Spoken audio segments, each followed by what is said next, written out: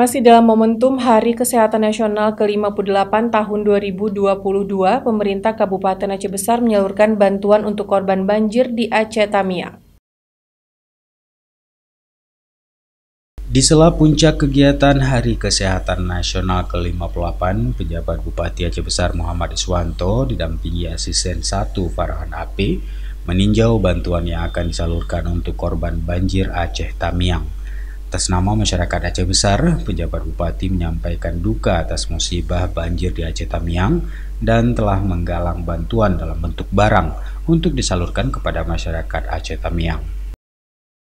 Ya, yang pertama kita mungkin mengucapkan perasaan duka juga pada saudara-saudara kita di Tamiang.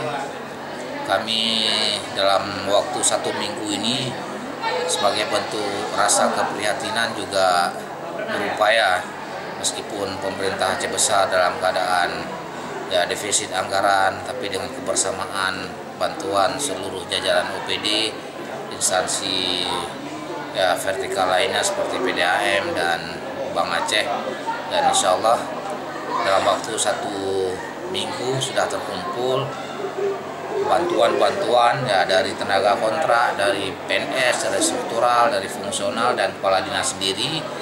Kita tidak menerima dalam bentuk uang, tapi langsung menerima barang, apakah itu pakaian bekas, kemudian air mineral, ada sebagian yang menyumbangkan juga telur dan minyak goreng, merupakan sebagian besar sembako lah.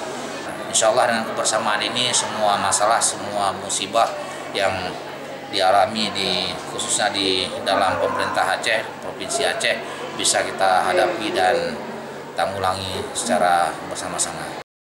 Penjabat Bupati berharap bantuan tersebut dapat bermanfaat untuk meringankan beban para korban banjir di Kabupaten Aceh Tamiang dan mengajak seluruh elemen masyarakat untuk saling berdonasi sebagai upaya meringankan beban masyarakat Aceh Tamiang akibat musibah banjir ini. Dari Aceh Besar, Tim Liputan Aceh TV melaporkan.